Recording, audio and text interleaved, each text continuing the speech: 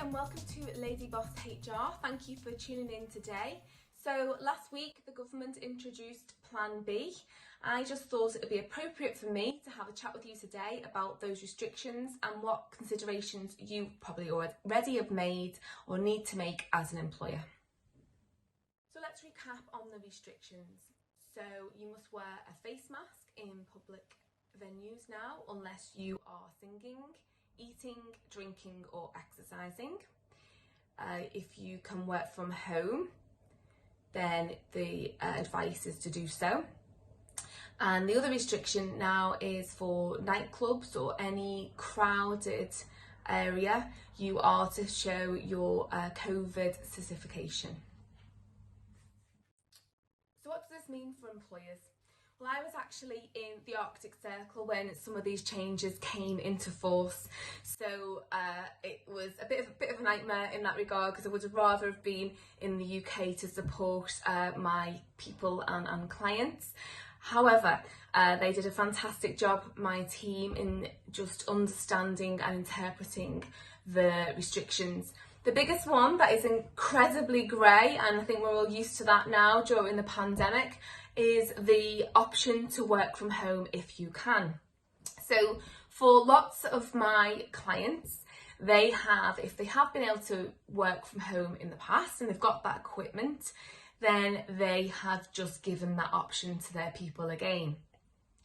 What you do need to do is consider what you do have in place now. So we have worked so hard with our clients over the last 6 months, if they are office based, in terms of getting their people back into the office safely. Our health and safety consultants have put together risk assessments. Our HR professionals have redesigned and redrafted policies. And the same obviously would apply for when we've looked at hybrid working. So you don't need to rip it up. I'm sure we will return back to some normality soon, but you do need to reevaluate those policies, and it may be that you need to speak to an expert in this area, or if you are the HR professional in your business, then look at what needs to change in those policies from a temporary basis. The other thing that I would mention, I do think it's really appropriate for me to say this on this video, is to not have a blanket approach to working from home. You need to consider individuals within your business. And if you do listen to me regularly, you will recall a couple of weeks ago I had a chaired a meeting and I spoke to a mental health expert, and she described us being in a mental health pandemic at the moment. So I think it's very, very important, particularly when you think about the season that we're in, you think about last year, the way people felt when we went into a lockdown, and how some people within your business may feel around working from home. So what is really important is to consider those individual needs. If there is an ability to leave some of the office open or increase that communication and support for these people, then you absolutely need to do that during this period of time.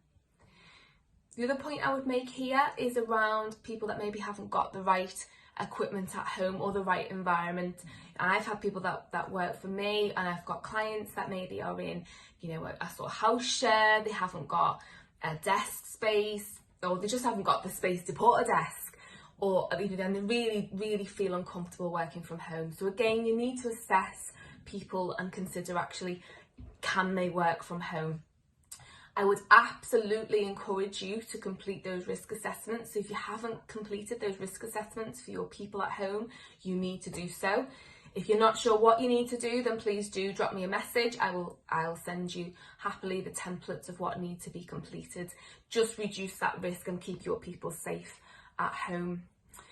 The third point for me on this around working from home is also about development and support.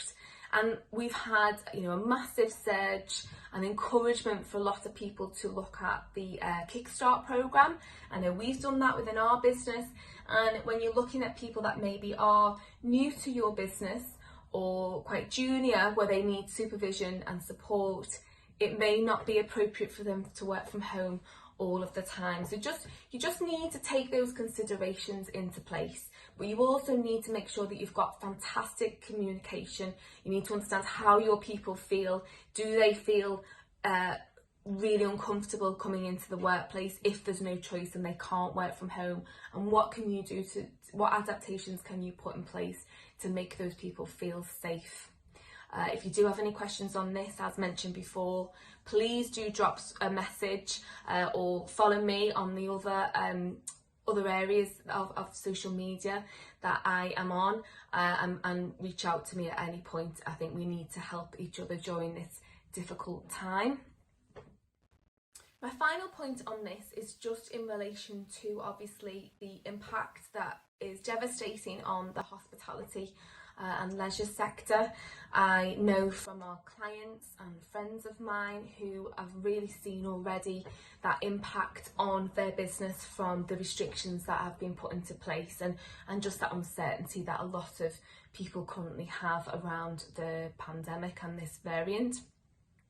So unfortunately, we haven't got furlough scheme or any introduction of anything like that at the moment. So there is that impact on obviously our theatres, our cinemas, our hospitality sector, and the supply chain that supports that as well. So you may need to make some considerations around, rotas. Do you need to reduce your staffing levels? Worst case scenario, do you need to look at headcount?